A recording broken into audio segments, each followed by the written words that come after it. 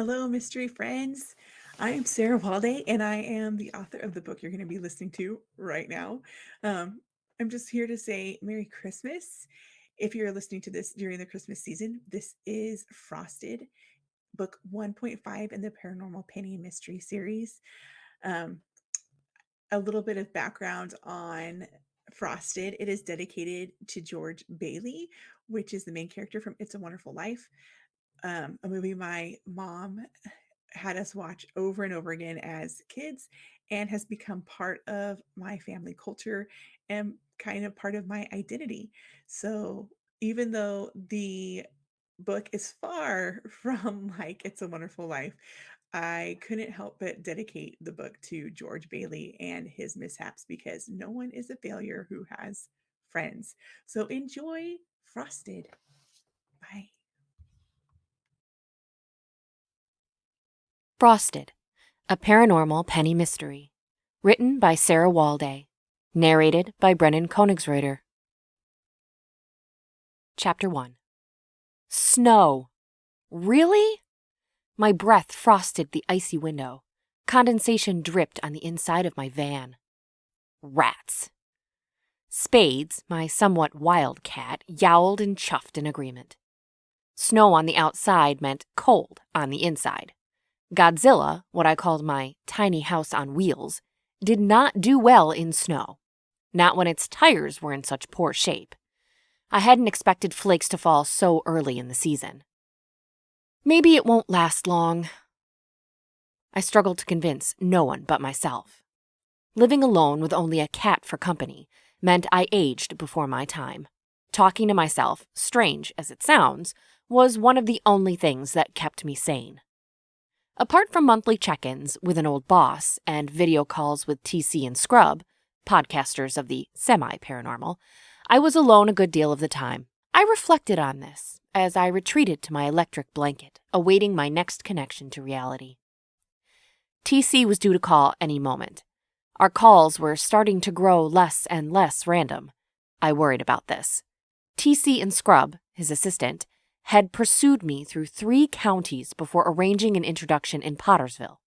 There, after escaping my own would-be murder, I relented to a professional-ish relationship.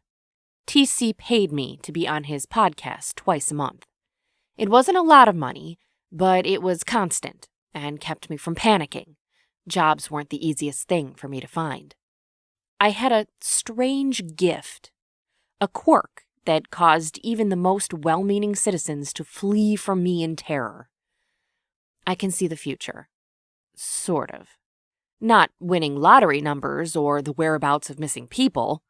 Nope, I got an ugly old blackbird. A raven. The very symbol of doom and gloom. Other various shapes appear to me at their own prerogative. However, good fortune never comes along for the ride. This makes me highly unemployable to everyone except TC, especially if my beast of a mobile home wasn't feeling particularly mobile. Snow put a definite damper on my holiday plans. Initially, after leaving my last job, I was heading to Clarence Falls. They hosted a huge Christmas town craft fair. There was usually some seasonal work available for any freehand that wanted it, before the holiday and even after. Clarence Falls would have been a wonderful place to spend Christmas with Spades. I was halfway there. 2 more days and I'd be in a new place among new faces. Faces that didn't scowl and judge me, if only because they didn't know me yet. Or, at least, they didn't remember me. I would change my hair color before arriving and hide Godzilla in an RV park just outside of town. They'd never suspect that I was the same girl who nearly ruined the spring festival 2 years ago. Even so, I'd never make it to the falls if the snow continued. I was stuck. But where? I asked Spades. He snarled at me and burrowed under my feet. I switched on my phone. Or tried to. It also was too cold to function. I rubbed my palms together and then cupped them around the screen to warm up the device. A muffled voice called to me. Penny? I flinched.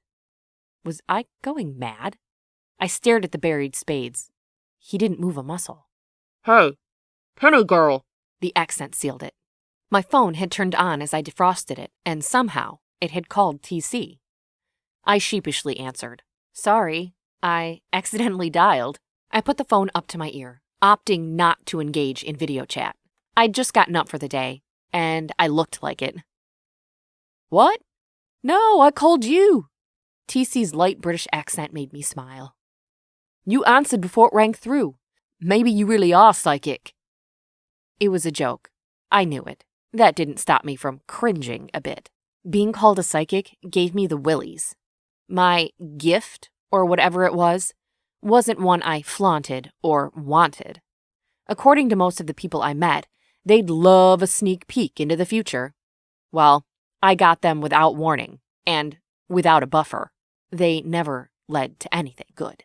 In fact, ever since I could remember, my glimpses into the what will be involved nothing but death and destruction. More than one of my close relationships was shattered by my premonitions. Either I'd ignore it and hope it would go away, which resulted in doom, or I'd do everything in my power to prevent the future and bumble myself and my friends into an even worse scenario. It didn't take long for me to decide to keep my alarming ability to myself. Until recently, that is. TC cleared his throat. That was in poor taste. I apologize. It's fine, I lied. What did you need? TC's end of the call fumbled. Are we still on for tomorrow's call? Of course, I said. What I thought was, as long as you're still paying me, I'd need the money to get through the sudden snowfall. Heating Godzilla wasn't easy on the pocketbook. Not for a vagabond like me. Though TC and I spoke more frequently and not always for monetary compensation, that didn't mean I didn't need the cash. Great, he faltered. Was there something else, or are you just checking up on me? My voice sounded much more snarky than I'd meant it to, but there was no taking it back now. Again, TC cleared his throat. No. I mean, yes. Scrub and I were wondering what you're doing for Christmas. Really? I thought. Same thing as usual, I said, working and crying and working some more if the past repeated. But that all depended on the mood of the weather. Do you go anywhere? TC couldn't be asking if I had someone to decorate a tree with. He knew better. Mr. Joe, my old boss and friend, had invited me back to Pottersville. I doubted that the small town could survive my presence again so soon after my departure. I'd turned him down. Other than Joe, Scrub, and TC, there was no one. Not really. Nowhere special, I answered, praying TC wouldn't continue to pry. I don't have anywhere to go this year either. My parents are cruising the winter away. Somewhere warmer than here. TC's side rattled again. If you'd like, we could celebrate together. Had I heard that right? I'm not sure that's a great idea. Not sure? No. I was certain it would be a horrible idea. The closer people got to me, the more my glimpses acted up. Like spoiled children that wanted all of my attention. They riled up every time I made a friendly connection with anyone. The fact that they had yet to turn on TC and Scrub was a fluke. Their time was coming. The closer I got to them, the more painful watching the Raven destroy them would be. It would be more painful for them as well. Distance was the best remedy. In some cases, it was said to make the heart grow fonder. In my case, it kept hearts beating. You know I'm not afraid of your gift, right? TC said. I knew he meant it, or thought he did, but there was a teeny tremble to his declaration. He wasn't afraid because he didn't fully know what it could do. Neither did I, for that matter. I didn't care to know. I'd seen enough to fear it. I know, I whispered. It doesn't matter. Not really. I'm snowed in for the moment. I won't be going much of anywhere until the weather lifts. Snow, huh? It's not snowing around here. Where are you? I grinned. I'm not telling you that. You know better. Still worth a try, he said. If you say so. TC sighed, obvious dissatisfaction in the exhale. Okay. Well, you have time. A little anyway. Feel free to change your mind. I won't. So sure, aren't you? TC teased. Talk to you tomorrow, then? Tomorrow. And that was it. The end of the call and the end of my human interaction for the day. Or so I thought. Chapter 2. I dressed quickly and warmly. Cleaning up the house was simple. 4 small steps for keeping everything tidy. Fold, tuck, sweep, and secure. I fluffed Spades' writing pillow and placed a tiny toy on top. This was his driving toy. It only left its cubby when we hit the road. Spades quickly pounced and smothered it. Placing both hands on the wheel, I sent warm wishes to my Volkswagen abode. Come on, Godzilla, let's get us some breakfast. I turned the key and hooted when he started instantly. The hard part was over. Once I got Godzilla toasty, he would drive me anywhere, provided I didn't flip him into a snowbank.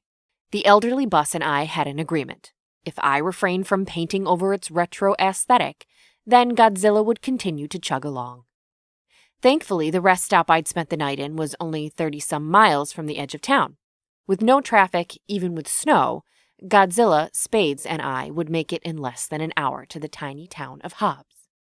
I reached over and gave Spades a long stroke from head to tail before pulling onto the highway. Behind the welcoming gas station on the edge of town was a roadside motel. The Northside Slumber Lodge bragged of vacancies, cabins, a diner, and a heated pool with jacuzzi. I pulled in, hoping business was thriving enough to keep me safe from food poisoning. My stomach rambled the same dream. Spades snoozed in his seat. I set out his kibble and portable litter box before facing the pre-Christmas chill. The snow had paused, but had yet to begin melting. I predicted slush was in my near future, which meant I'd need to upgrade my tires. That meant I'd have to eat whatever daily special the diner boasted. Inside the diner was warm and toasty, much livelier than I had guessed it would be. A table laughed and chortled as the sole waitress took their order. I waited at the sign that asked me to do so. The counter was free, but I always found a way to slip off the spinning bar stools. I'd rather not risk bruising my tail in front of strangers. Waitress Mary introduced herself and led me to the booth 2 down from the party she'd just been speaking with. "How's this?" she asked.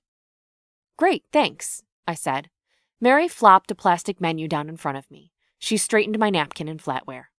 "I'll be right back. Should I bring coffee with me?" "Yes, please." "You got it." She winked. Mary was young, probably around my age, maybe a bit older, but bouncy and happy. Not what one might expect from her old-fashioned name and surrounding ambiance. I liked her. Peppy wasn't my speed, and it usually sent red flags into my intuition. On Mary, it was authentic and a wee bit endearing. She set my coffee down with a smile. "What can I get you?" "The number 3 special, please," I said. Scrambled eggs and home fries beneath a biscuit smothered with gravy sounded perfect for such a cold morning. That, and it would keep me full for the entire day, like eating 2 meals at once. "You got it," Mary said. "Do you need cream and sugar for your coffee?" "Creamer, please." "You got it," Mary repeated. "I'll be right back." Her curls jumped as she jaunted to the back. The welcoming bell of the front door jingled as a bantering party of 20-somethings came barreling into the restaurant. They absorbed all the empty stools at the counter. Mary greeted them as she swirled through the room, balancing a heavy serving tray. "I'll be back in a bit," she announced. "Take your time," the spokesman for the group proclaimed. Dressed for blustery hiking trips more than a short stay in snowy Hobbs, they oozed with social affluence.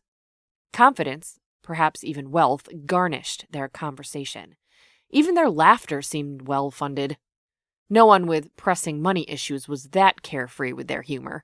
At least, not in my extremely limited experience. Mary came with my plate and reheated my coffee. "Excuse me," I croaked. "I know you're busy, but I could use some help." "Oh? Is it an emergency?" Mary's baby blue eyes glittered with concern. Even her stance softened as she leaned in to listen to my response. "Nothing like that," I quickly reassured the waitress. "Just car trouble. It can wait until you've served the bar." Mary straightened. "Great. I'll do that and be right back." I sliced into my gravy-smothered biscuit and swirled it through the scrambled eggs below. The first forkful of breakfast was scrumptious and soul-warming. Winter could blast itself through every town I passed. It was fine by me, as long as I could eat this for breakfast every day. I nearly danced with every bite. Chapter 3. A man from the loud table, first served by Mary, swaggered over to mine. He paused, placing greasy fingers on the edge of the formica. I stared at his grimy nails before slowly looking up. The man smiled. He was middle-aged and filthy, but there was a kindness in his eyes. He might walk with smugness, but his face hinted at the opposite. Mary said you needed help with your car. I swallowed the last of my breakfast and wiped my face with a coarse napkin. She did? That was forward. But nice, I guess. She's my daughter, he explained. I scanned him over once more. The same peppy positivity radiated from his laugh-lined eyes. I'm James. He extended his hand to me. I shook it after wiping my hands. I run the auto shop at the gas station. What seems to be the trouble? There's really no trouble, I qualified. I just need to get my tires looked at. James grinned. The snow is sure to catch a lot of us unprepared. Come on over after breakfast and I'll take a look. Give you a quote. Does that sound good? Yes, I stammered. Yes, please. James tapped the table with his knuckles. Good enough. He waved to Mary, who was refilling coffee at the counter. She winked at him. Then he left. I waited. Following James right away might make me appear desperate. Maybe even label me as an easy mark for overpricing. I couldn't afford that. I could figure out my savings without checking the bank or using a calculator. It was meager at best. Given the random snow, it wouldn't carry me through Christmas if I wasn't extremely frugal. I sipped my coffee, relishing its heat.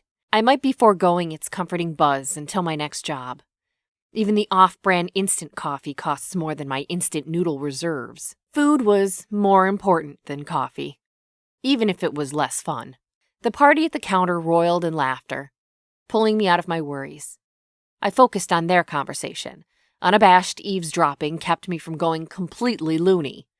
If I couldn't actively participate in society due to my ominous gift, I could, at least, spy on it.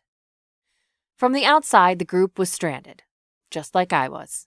They inquired about where to obtain room keys for the motel's cabins. I couldn't help but notice the ringleader of the group, a blonde everyone called Georgie, was keenly attentive to Mary. She blushed, avoiding his advances. Then, after he'd casually slipped her a note as he passed her a menu, she warmed up to him. Once her dad, James, had headed off to his garage, Mary began batting her eyes and brushing her fingers along Georgie's when no one was looking. There were definitely sparks between the two. Not the love-at-first-sight kind. Not that I thought that was a thing. But it was definitely more than infatuation bouncing from waitress to customer. Something a bit more solid. "Tonight," one girl said. I don't see why not, A loud-mouthed man chortled, distracting me from my focus on the weird romance before me. Group laughter waved again, startling me back to my own business. Mary met me at the till. What's happening tonight? Georgie dialed back into his group. Polar bearing, man. In the hotel pool. A young woman giggled. Mary cast side-eye at the group. They're crazy if they think that's going to be fun, she told me. Snow does wild things to the air in Hobbs. The chill doesn't leave you just because you head inside. I shivered at the mention of cold. I didn't want to brave it to get Godzilla to the garage. But no Godzilla meant zero heat for me in Spades. It doesn't sound fun at all, I replied. Mary handed me my change. Daddy's at the shop. He'll hook you up, Mary said. Thanks for that. My pleasure, Mary said. You ladies are invited too, Georgie said, suddenly right behind me. Mary's eyes glittered. The couple stood face to face, with only me and the cash register between them. I felt like I was intruding on a moment worthy of many diary entries. I sidestepped out of the way, dashing my funny bone against a newspaper stand. I inspected it for only a moment. When I looked up, my old nemesis peppered the joint. 3 birds flocked in the window reflections of the black-haired polar bear kid and his friends. 1 swam in Georgie's shadow, and the last one curled wickedly in a rogue strand of Mary's hair. I was stunned. Frozen. Mary frowned. I don't think Daddy will go for it. He doesn't like me wandering off in this kind of weather. You live here and work here at this motel. Shouldn't you get to play here as well? Georgie's eyes were persistent, pleading. I'll see what I can do, Mary said, quickly averting her eyes as one of the gas station employees came to pay his tab. Great, Georgie said. I'll see you both after dinner. Mary didn't acknowledge Georgie's statement. She collected herself and returned to her duties. I stood agape. Surely the guy didn't really intend for me to show. It was more of his way of inviting Mary without singling her out. Of course, now I had to go, if only to ensure there was a witness present for the Raven's folly. I waited for him to return to the bar before bundling up and heading to the garage. The clattering of tools in the back led me to James. Hiya, I squeaked. Peopling was never my strong suit. James looked up from whatever mechanical procedure he was conducting and greeted me with the same smile his daughter had earlier that morning. Great timing, he said. I'll be done here in just a few minutes. Why don't you bring your car around and I'll take a peek? Sure, I said, but it's not just a car. Oh? He closed one eye and inspected my face with the other. It's the bus by the diner. The VW? Yeah, I took a look at it. Just passing by, you know. A cat jumped up at me as I was looking in the side window. Scared the turds out of me. James laughed. But, of course, that's what I get for snooping. I wondered what else Spades had been up to inside Godzilla. You living in that thing? James wiped grease onto a blue rag. It didn't seem to do any good. Brown and gold oil crusted into the cracks of his fingers. I nodded. It's fully converted. Well, maybe not fully. There wasn't a real kitchen or a bathroom. I had to stop at gas stations and gyms to handle my business and snag a quick shower. Clothes were washed at a laundromat, and given my limited cuisine, an electric tea kettle heated water for my noodles, oatmeal, and coffee. It might not have been glamorous, but it worked. You don't say. James tilted his head toward the ceiling. Bring it over and I'll check it out firsthand. After a super fast air freshening job, I pulled Godzilla into the only empty spot in the garage. James and one of his coworkers watched me roll in. I could feel the dollar signs piling up as they critiqued my home. Nah, all she needs is tires. I could hear James as I opened the driver's side door. Maybe a quick tune-up. His friends scowled and circled the bus. I left Spades alone and exited. Goosebumps raced up my arms and neck. I didn't like feeling so vulnerable. Having 2 strangers know I live alone in a highly descriptive vehicle would keep me up all night. I was always worried someone would steal Godzilla out from under me and toss me to the side of the road. Once, someone tried. It ended badly. For them. One thing about my glimpses, they didn't take kindly to others messing with me. The Raven Shadow had landed on my attacker seconds before he'd been hit by a runaway golf ball. True story. It didn't make things any less scary for me. On the contrary, it was just one other way I could cause devastation and dismay. Not my main goal in life. The other mechanic left the garage and headed for the side office. James tucked a pencil-style tire pressure gauge into his front pocket and walked over to me. I just need tires. These are pretty old, and with the snow, I don't trust them on long drives, I said. Long drives? James continued to sum me up. Little snippets of backstory at a time. I was used to the routine. People often did this. I was a stranger who lived a strange life. Little did they know. My guess was, when they looked at me, they saw a pudgy petite kid in Converses. The common response was to trust me, protect me even, until my hidden talent came to light. James didn't seem any different, except his concern was more fatherly than usual. I don't even have to check them, he said. They're nearly bald. I'm amazed you pulled up to the restaurant and didn't skid into it. I was afraid of that. What's my next step? All new tires. Pronto. James circled Godzilla and returned to me. Given the weather, I'm strongly suggesting snow tires. But if you're one for really long drives, then you may come across states that don't allow them. Maybe a sturdy pair of all-weather tires? Though I wouldn't suggest tackling heavy weather in them. Do you have them in stock? James shook his head. But luckily for you, they're on the way. Supposed to be delivered today, but with the sudden snow, they'll probably be late. Tomorrow. Maybe the next day. I scrolled through my mental calendar. Maybe Clarence Falls wasn't completely out of the equation. Yet. How much? James clicked his tongue against his teeth. I'll double check. But for really good ones, probably close to 1,000 for the set. Then there's labor. I refrained from choking on my own spit. It wasn't just coffee I'd have to give up if James's quote was right. Ouch. I'll toss in a quick tune-up while we wait for the tires. What else could I do? I would either be stuck in Hobbs until spring or drain my savings and move on. Okay, I agreed. With the Raven already pecking at my heels, I needed to leave town fast. James dug in his back pocket and handed me a key. I recoiled.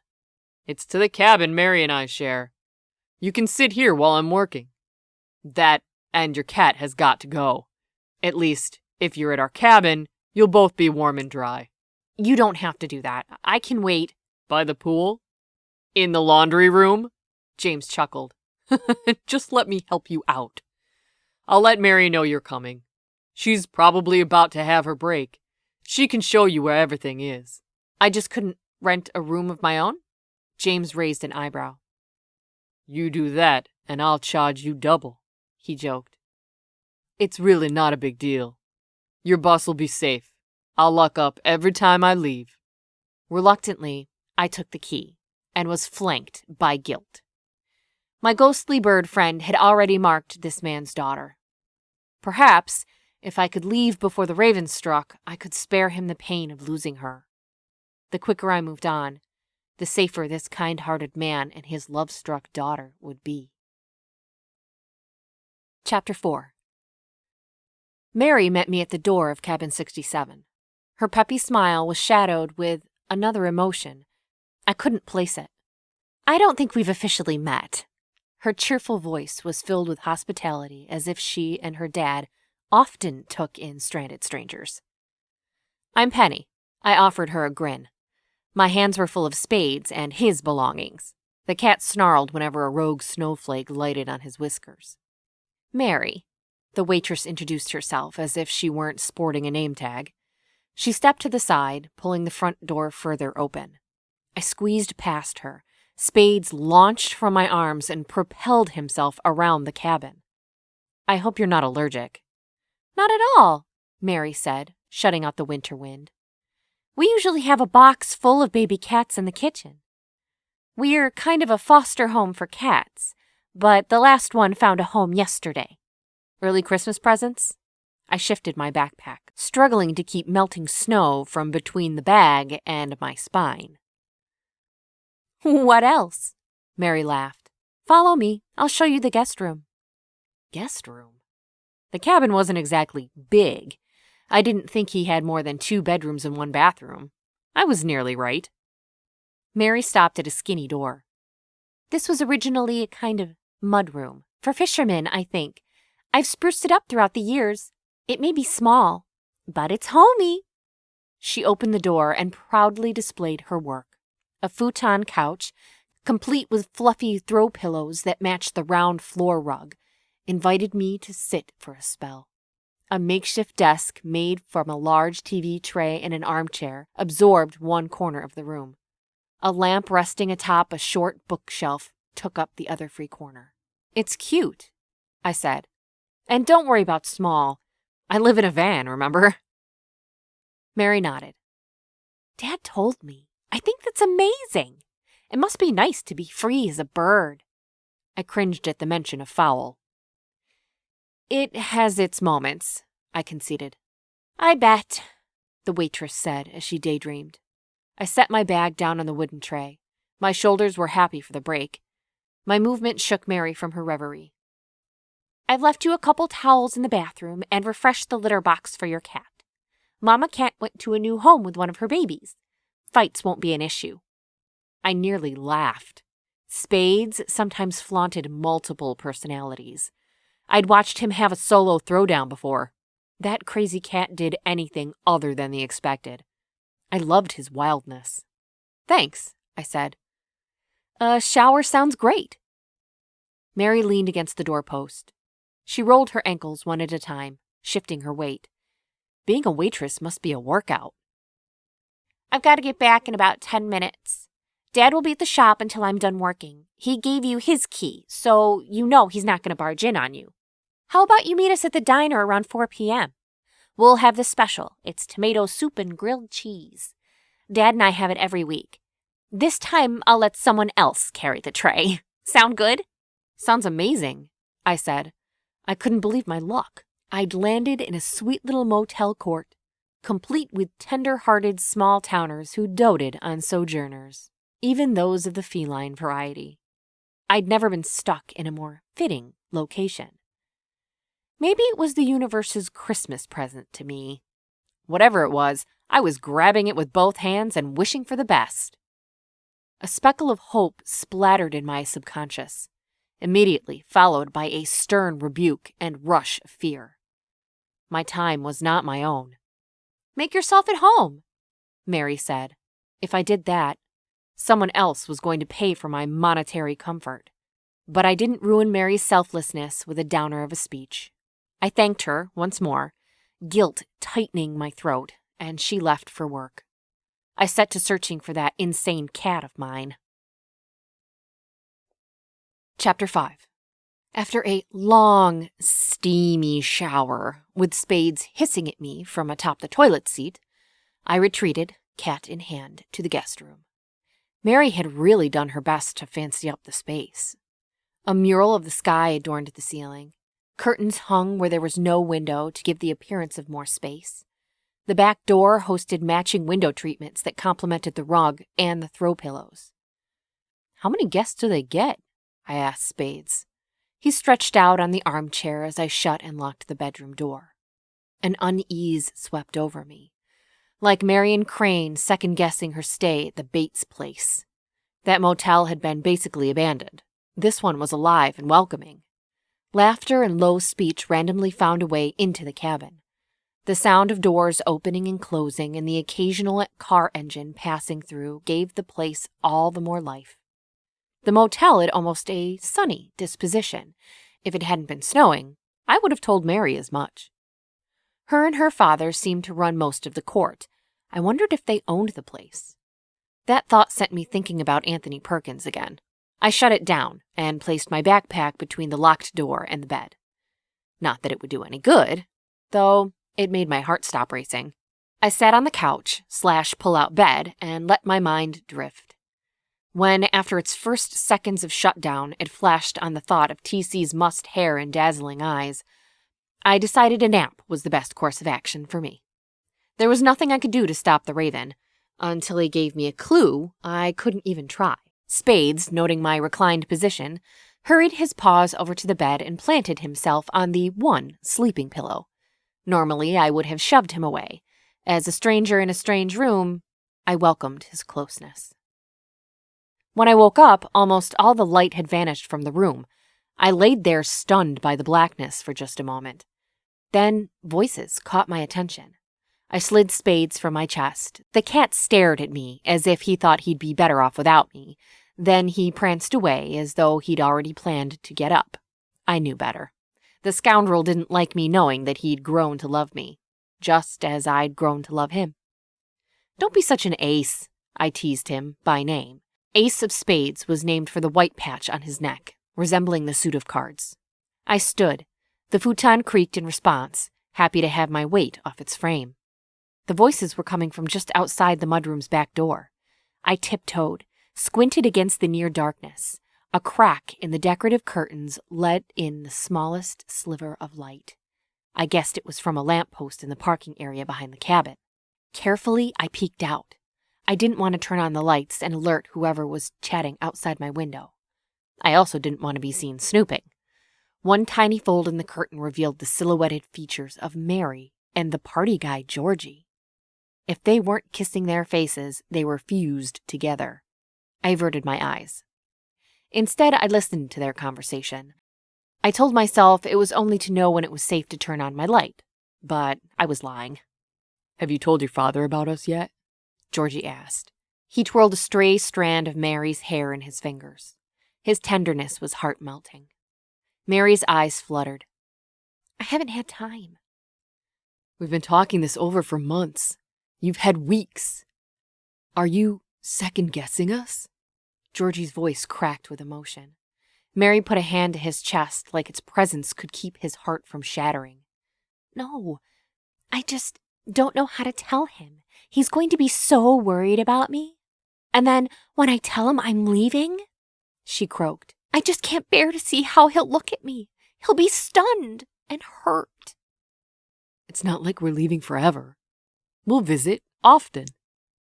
Georgie ran interference with Mary's doubts. I love you. And there's a life out there waiting for us to live it. Together. All you have to do is hold my hand and take the leap. Mary nodded. She leaned her head closer to Georgie's, resting it on his shoulder. He'll be so lonely without me. It's been just the two of us for so long. Your dad's a good man. He spent his life building up yours. I can't imagine his dream for you is to live out your days here. It doesn't make leaving him any easier, Mary said. Georgie took her chin in his hands and kissed her tenderly on the cheek. It was nice to see two kind people find each other. From the looks of it, their relationship wasn't new, but it was still in the strange stage of bashfulness. Georgie didn't seem to know where to place his hands. In return, Mary responded to his soft pecks on the cheek with unintentional coyness. I couldn't help but cheer for this couple I didn't really know. They had what all the movies tried to imitate: togetherness. I sighed. A gloom lighted my own lack of relationship. Spades, catching the shift of my mood, weaved his thin body between my ankles, trying to cheer me up. I took one last peep at the couple and instantly wished I hadn't. There, puddling in the snow, was the melting form of two ravens, one for each of the lovebirds, reminding me the clock was ticking. Chapter 6. Oh, come on, I huffed, much, much louder than I'd intended. Guilt exploded in my expostulation. If I hadn't stopped in Hobbs, I let the thought slip away. There was no use playing with ifs. If not Hobbs, it would have been some other place, some other people. My stalker prey stopped embracing and shot stunned stink eyes at the mudroom door. I retreated to the shadows, certain I'd been seen. I paced frantically. Spades screeched as I very nearly trampled him. I turned on the bedroom light, decided its glow made my peeping all the more obvious, and shut it off again. There was no way to explain away my intrusion, and no possible future where I told Georgie and Mary what I'd seen, let alone what the cursed birds meant. Why does everything have to die? I whined to Spades. The cat was still angry at me for tromping about the small space without thought to his well-being. I sat frozen on the futon, waiting for a knock to sound on the door to the guest bedroom. I played around with excuses to offer the couple. Not one made any logical sense. Neither did the truth. No knock came. No accusatory name-calling. Nothing but the gurgle of the living room radiator broke the silence. Until my phone buzzed on the blanket beside me. I didn't move a muscle. 4:00 already, I whispered. There was no way I could face Mary at the diner, not after being caught spying. But not showing up for an appointment with the waitress would definitely make me look all the more guilty. I shook my head. Why do I keep doing this to myself? I switched on the lamp, brushed my hair, tossed on only the essential cosmetics, and dressed in less than 7 minutes. Tiny house living had taught me the necessity of dressing in haste. I tossed on my backpack and reached for Spades. He turned his back to me. "Suit yourself," I said, a little hurt. Didn't my moody cat know I could use a wee bit of support? My guess was that he did, and simply didn't care. If he could talk, I was certain I'd be treated to several verbal smackdowns a day. Maybe it was best that he couldn't communicate fully with me. At the diner, the party crowd absorbed the largest table in the place. Georgie sat in the bend of the curved booth. He gave me a thoughtful nod when my glance skimmed his area. I gulped. Mary and James sat at the opposite side of the restaurant. James waved me over. Mary smiled but did not meet my eyes. This was going to be an uncomfortable meal. "Penny," James said. His voice was steady and happy, just as it had been earlier in the day. Perhaps slightly more sleepy, but not a smidgen less peppy. "sit down. We're glad to have you. What did you think of the guest room Mary made out of the mudroom?" "I love it," I said, meaning it. Mary broke her concentrated avoidance of me and glanced up. Her eyes were masks of their early morning hospitable selves. "Sit by me, Penny." Her voice hadn't lost any of its happy cadence as she patted the vinyl next to her. I slid into the seat, a bundle of nerves and nausea. "We've already put the order in, but you'll need to tell Harvey what you'd like to drink when he comes by," Mary added, shifting her weight a little further away from me. "No need," James said. "I'll tell him. I need to wash up anyway." He rose, leaving me alone in the booth with Mary. "Iced tea, I guess," I said. "Thanks." "Good enough." James confirmed before walking away. I took a deep inhale, as if the air could give me more courage or common sense. I spun to face Mary, only to see her sapphire eyes hazing with tears. "It's not what you think," she whispered swiftly. "Huh?" "I mean, I guess it is what you think if you think that Georgie and I are in love. We are, but I'm not ditching my dad on a whim. Not really, though it feels like it. No, Georgie and I met a year ago when he passed through town. We've been exchanging letters ever since." I was slapped senseless at the sudden info dump. "Okay," I whispered back. Mary must have mistaken my confusion for judgment. She quickly filled in the blanks of her story. "Dad doesn't know. I'm going to tell him right after dinner. That's if you don't tell him first. Please don't tell him, Penny. Please, he'll be heartbroken. It's just been him and me since Mom left. We've made this motel our home for as long as I can remember. He's going to flip if he finds out about Georgie and me before I can break it to him. We're leaving once the snow clears." I blinked. Hard. I really wasn't going to get flogged for spying? It's none of my business, I said, mostly to myself. Besides, the ravens in the snow gave the lovebirds less than 16 hours to live. Hopefully they made the most of it. Mary wiped her eyes, smiled and smiled some more. "He's coming," she whispered before turning away and taking a sip of soda. James scooted into his seat, just as Harvey, the waiter, strolled up with my drink in one hand and his tray of soup and sandwiches in the other. "That smells so good," James clapped. "I can't think of much else that could hit the spot in this weather." I agreed, but couldn't say so. All the moisture went from my mouth as I digested Mary's monologue. What about this sweet, middle-aged man made Mary so nervous? Could he possibly be the reason the raven had marked its next 2 victims? Ravens meant death, and normally, that death was murder. Was James capable of killing his daughter and his would-be son-in-law because of their secret? I'd seen people murder each other for less. Chapter 7. The soup was scrumptious. Perfect for the frigid day. Not great for my shirt. I wore at least 3 heaping spoonfuls of tomato rice soup front and center. James struggled to hide his humor at my horrible coordination. "Mary will take you over to the laundry room," he said. "Won't you, baby?"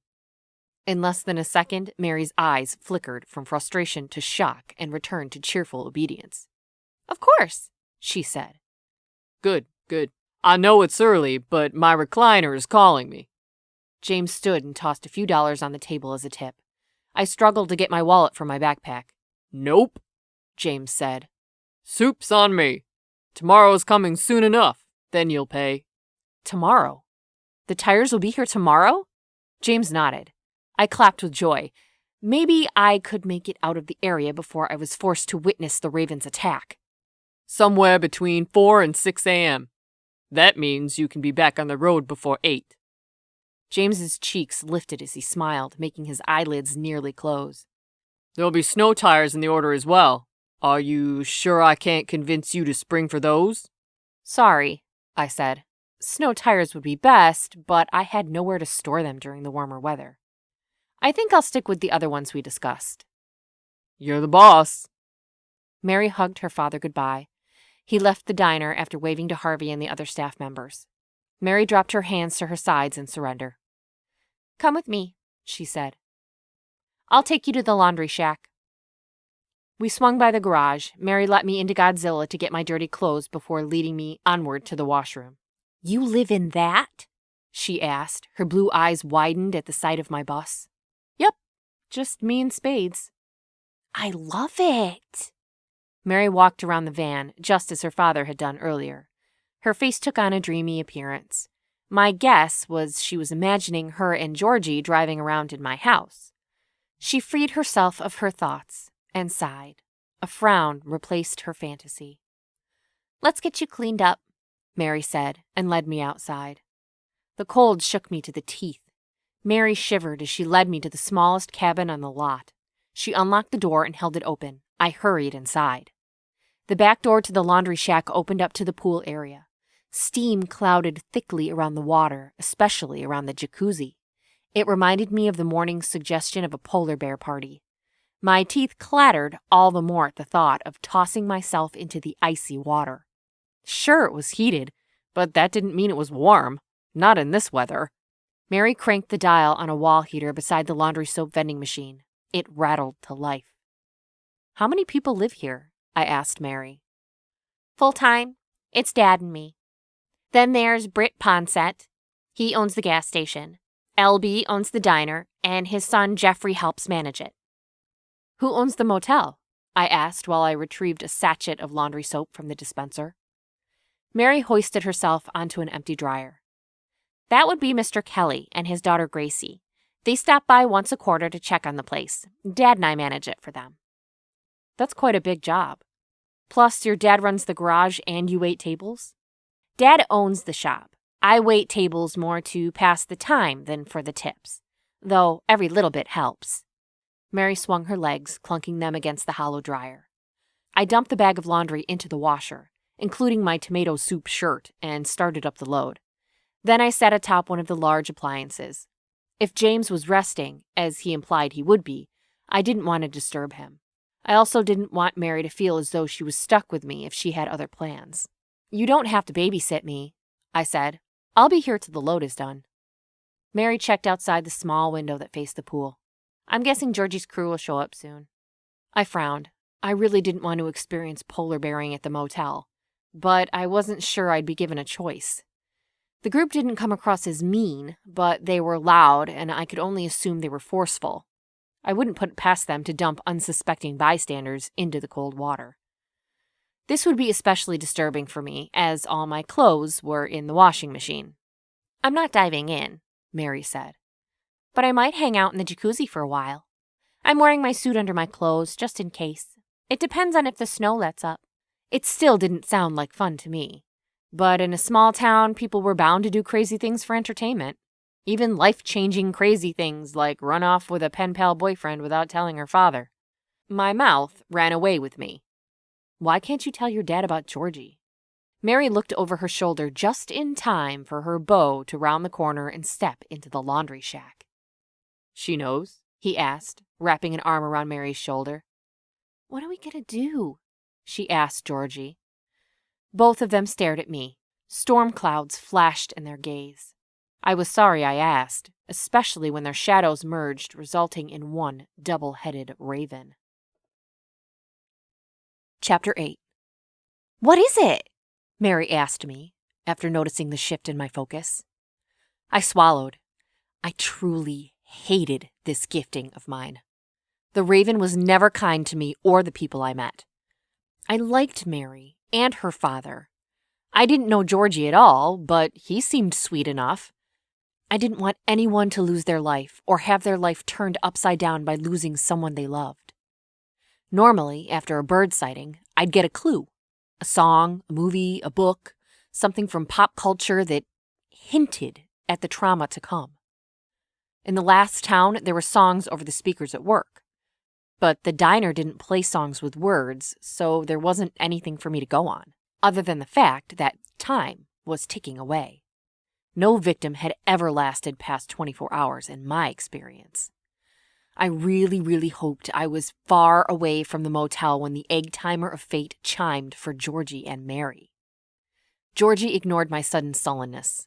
He answered my previous question. I was grateful for the distraction. I was a bit of a wild child last time I was here, Georgie explained. I nearly burned down the cabin my crew and I were staying in. But James didn't seem to recognize you or your crew at breakfast, not even at dinner, I stated. Oh, he remembers them, Mary said. He called me as soon as he had finished helping you with your car. He told me to steer clear of the lot. But then he went home and left you to your own devices, I pointed out. Yes, Mary paused. Except he sent me with you. I'm your chaperone? I put a hand to my chest. Unwittingly, yes. I guess. Georgie pulled Mary deeper into his embrace. He gazed into her eyes. I used to be a lot of things, until Mary taught me better. In letters? Like paper and pen letters? I asked. Emails, phone calls. Any way we could connect, we did. Georgie added. Don't you think running from her dad without telling him about the two of you will solidify his belief that you're a bad seed? Georgie pulled away from Mary. He brushed her cheek with the index finger of his right hand. I've been thinking that over, he said, more to her than to me. Penny is right. We've got to tell your dad, together. Maybe even invite him to the ceremony. Secrets are no way to start a marriage. Mary leapt from the dryer and flung herself at Georgie. You're serious? Really? Teardrops flowed freely down her cheeks. I'd been asking God for this. You're sure? You're ready to tell him about us, face to face? Georgie wiped Mary's tears away. I'm willing to live here, with your dad, if it means I get to have a happily ever after with you. The two kissed. This time I turned away. Happily ever after wasn't exactly in their future, not with the raven hovering around them, not unless ever after was the next 12 or so hours.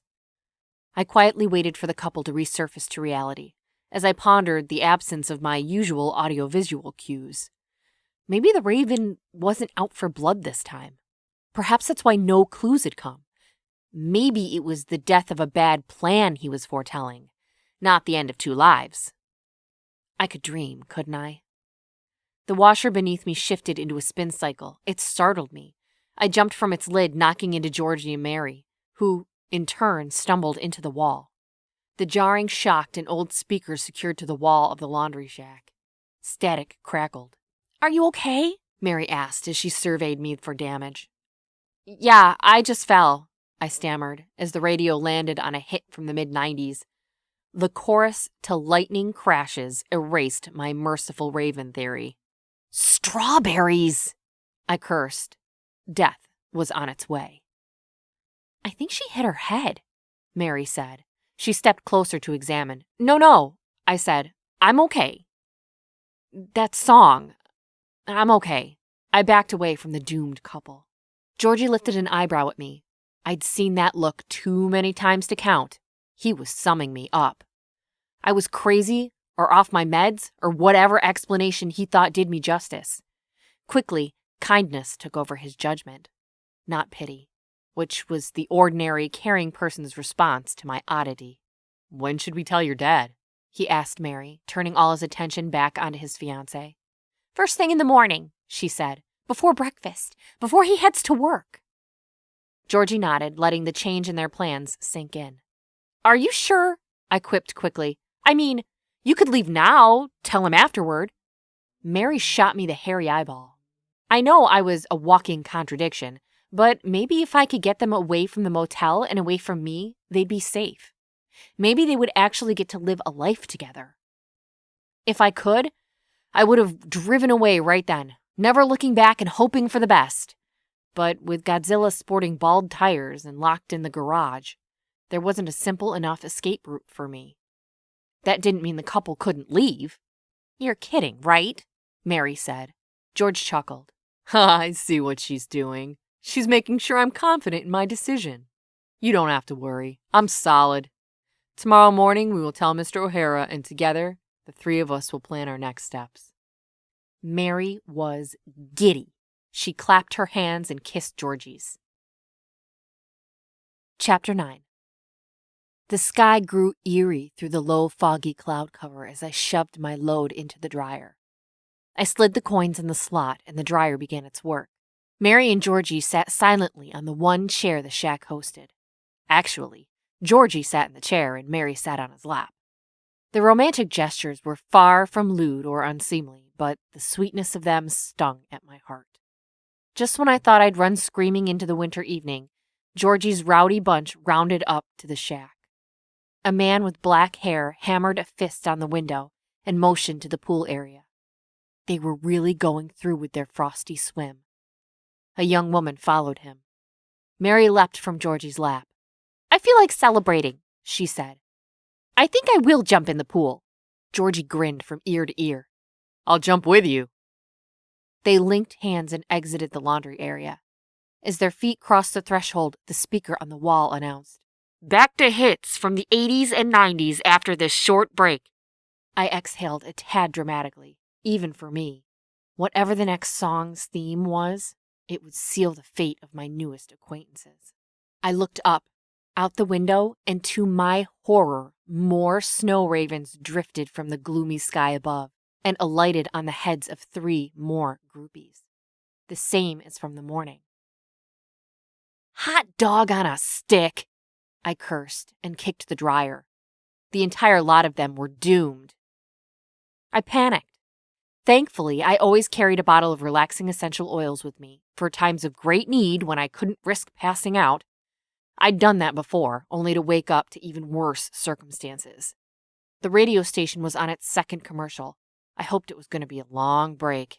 Men and women exited the public bathrooms one at a time after exchanging their winter clothes for swimsuits. They came out bundled in robes and clustered around each other for heat. Georgie and Mary were no exception. Only they were smart enough to linger closer to the steaming spa. Snowflakes sizzled on the wafting cloud of heat the large tub emitted. Another commercial played. I knew the previous song and what it was rumored to be about. I knew the name of the band that played it. I dug deeper in my memory and replayed a chunk of the old music video in my mind. Angels, eyes, and death were the only obvious markers that stunned me. I chewed on my fingernails as I paced. Was lightning even possible while it snowed? I didn't know. I'd barely passed general ed science and was nowhere near being a meteorologist. It seemed plausible. But wouldn't there have to be a lot more heat to clash with the frigid air?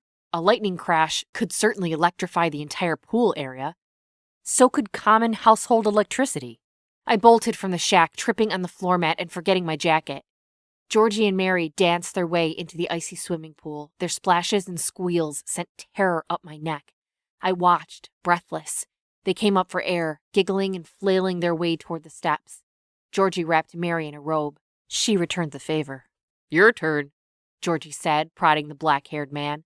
His friend laughed. He pumped his fist in the air and hooted. You only live once! I wanted to slap him. Why do people think that's funny? I asked myself. He, too, resurfaced safely.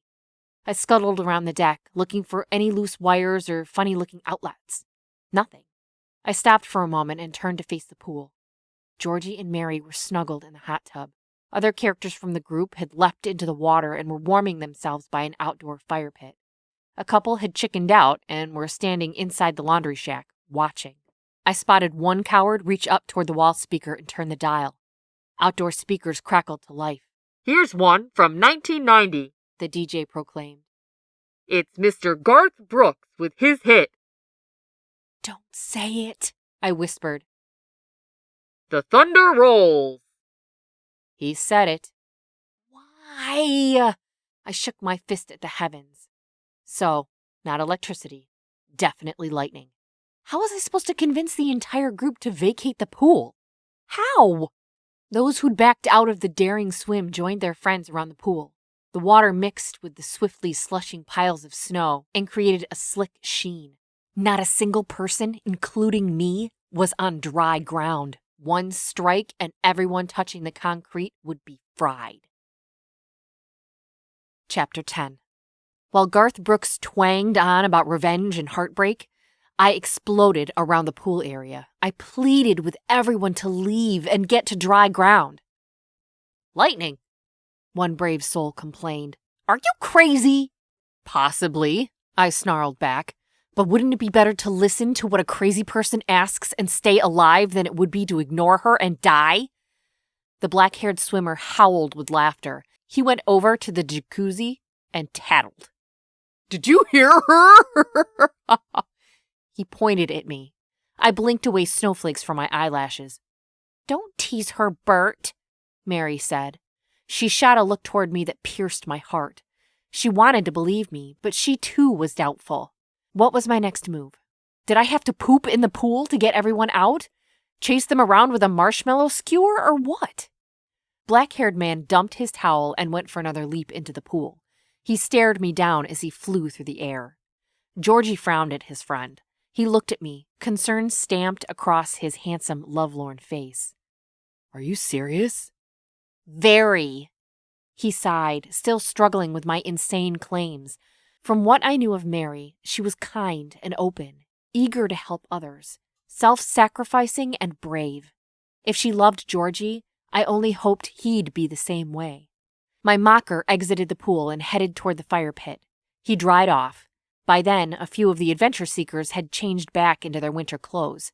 Some left the pool area complaining about my loud paranoia. At least they were safe, I hoped. Though one could never tell. Still, my main concern was for Mary and Georgie. The pool party definitely seemed like the catalyst of their demise. Stewing in the hot tub, they weren't prone to the same peril as those playing by the fire, but I needed to get them out of the water and indoors. Someplace safe. The laundry shack, perhaps. And that's when my crazy plan took shape. My heart pounded as I peeled. Chubby old me did not like being exposed in any way, shape, or form. I hid under layers.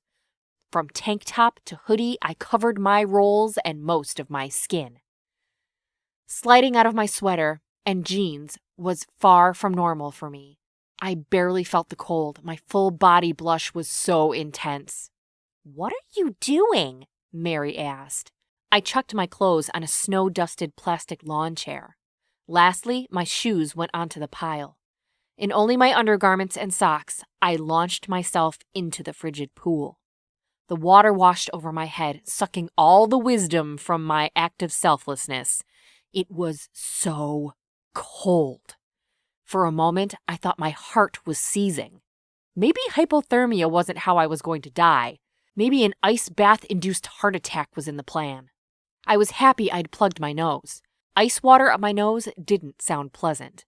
My skin berated me, tightening up against the bitter cold as it struggled to retain heat.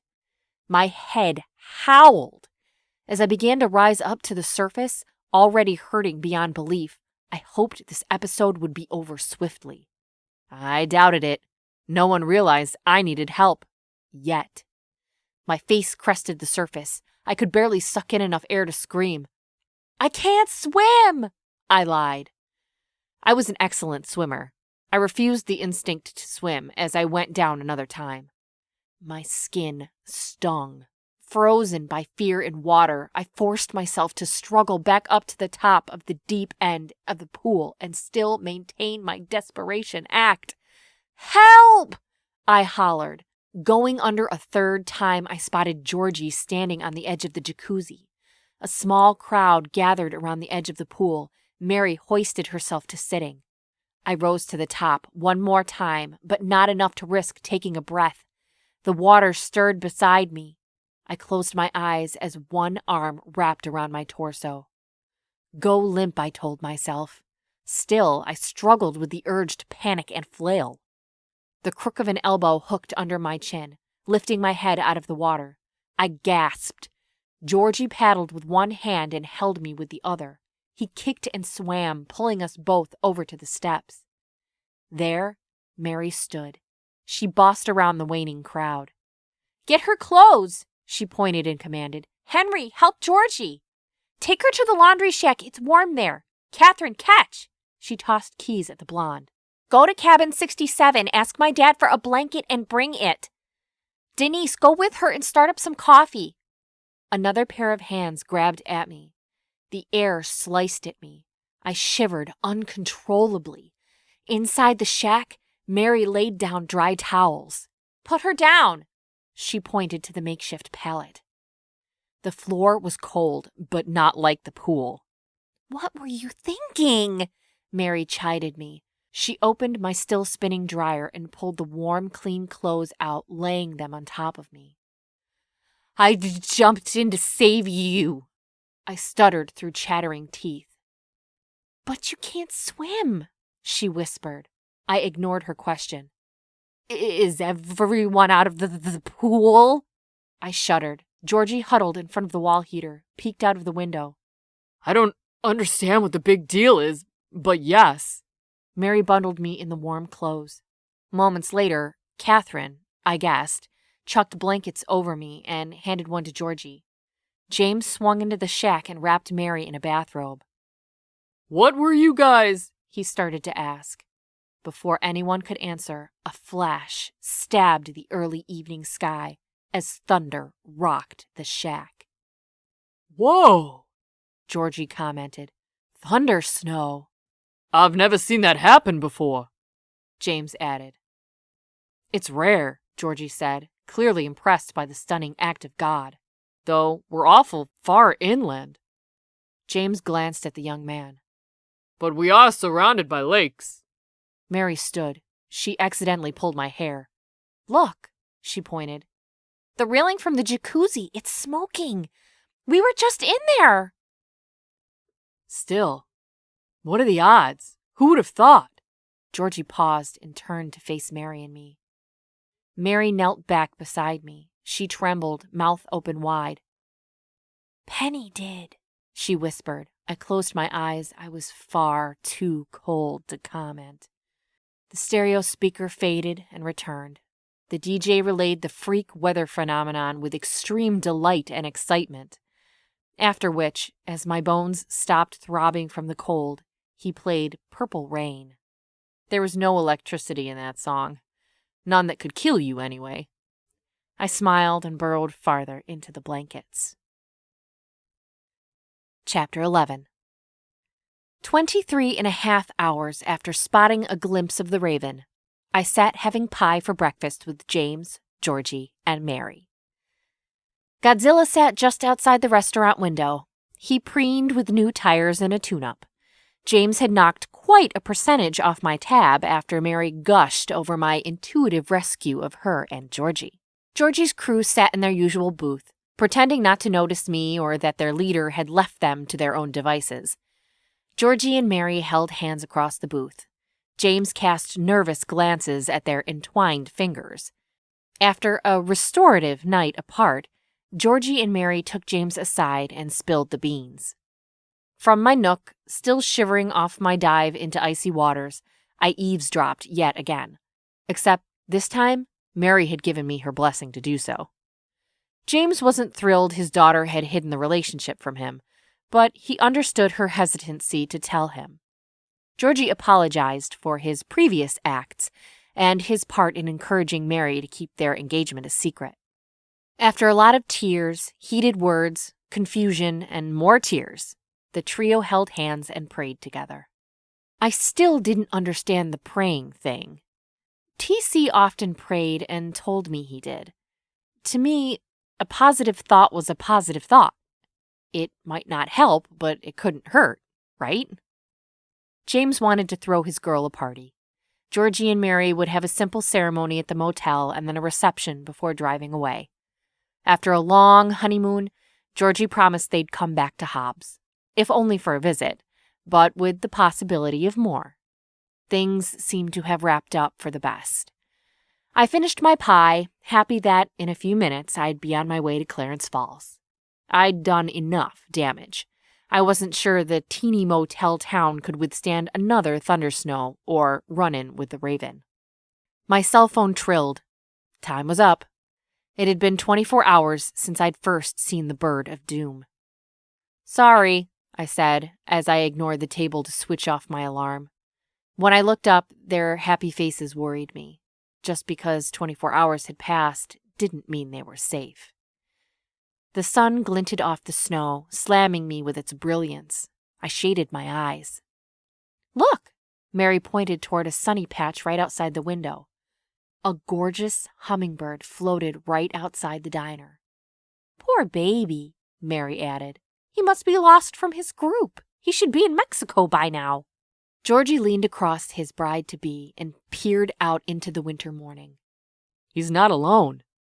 I followed their attention past the first hummingbird and out to a cluster of 4 more, all hovering in congregation in front of my VW bus. Mary gently brushed the glass, as if stroking the tiny bird's throat.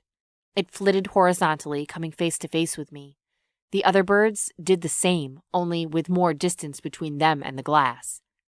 Then, in a sudden flurry of color, they whisked away. "First lightning, and now hummingbirds?" James stated. "Nothing will surprise me now." I mulled over James's words. Were the lightning and the birds connected? If ravens meant death, did hummingbirds mean safety? I hoped so. With every painful, pleading breath, I hoped so. The united trio hugged me, like I was family, as we parted. Mary sent me with a takeout box, hosting a club sandwich for later, a large coffee, and a platter of homemade Christmas sugar cookies. Georgie gave me a pat on the back and his gratitude. James walked me out to my vehicle. He watched me get in and put my belt on. "Now, take it easy out there. Slow and safe is always best." "Got it," I said. James' eyes glistened with tears. For me, or for the daughter he might have lost. Either the Raven, or to romance if I hadn't been poking my nose about. He patted the window frame and nodded. "Take care," he commanded, sounding very fatherly and protective. "I promise," I said. Chapter 12. I left the small motel court behind me and pulled back onto the highway. But I didn't drive for long. 2 turnabouts down the highway, I swerved into a rest area parking lot. It had been less than 3 hours since Hobbs faded in my rearview mirror. I put Godzilla in park beneath a solar-paneled carport. I was shocked to find such a convenience in such a nowhere part of the country. I plugged my tiny home in and cranked the heat. Shooing Spades away from my lunch, I pulled out the convertible table and desk just in time for my phone to buzz. "Rats," I said. Spades shot me his best stink eye. I swear if that cat could curse, he would. TC's caller ID flashed on my phone screen. Between the 3rd and 4th ring, I patted down my hair and surveyed my surroundings. Everything was fairly tidy. I palmed my phone and hit the accept button. "Hey, sorry," I stammered. "No worries," TC said, clearly a little miffed. I'd totally blanked on our podcasting call. Thankfully, they weren't live, or I'd really have messed up. I plunked down on the couch, only to encounter something cold and hard instead of the comfy, smushy feel of futon and quilt. Hang on a sec. Placing my cell phone on its stand, I used my free hand to hoist out the offensive item. It was heavier than expected, and there was more than one. I held it up between me and TC. A small note card fluttered to my feet. "Snow chains?" TC commented. I caught his expression as his video image squinted. "They were a gift, I think," I said as I scanned the note. "Thanks for looking after my girl. Now it's my turn to look out for you. James." I smiled. "Is it snowing that bad where you are?" TC asked, confused. "Not today." "Who gave them to you?" Someone who thinks I saved his daughter. You saved someone? TC's eyes sparked at the news. This was the tendril of change he needed to get me to agree to deeper probing of my gift. I frowned, knowing I was about to unwrap a new and terrifying adventure. But what else could I do? The ravens, the lightning, the frosty dive, the hummingbirds. Maybe they did add up to one successful rescue. 5 rescues, actually. Maybe I did, I whispered. That's my penny, TC smiled. Maybe I'm not a jinx, I thought as I stared at the thoughtful gift. Maybe there was a flip side to my curse. There was no time to investigate it. It was podcast time. I still had a lot of trail to travel before landing at my next stop. It was time to get the journey started. This has been Frosted, a Paranormal Penny Mystery by Sarah Hualde. Narrated by Brennan Koenigsreiter. Copyright 2020 by Sarah Hualde. Production copyright by Sarah Hualde.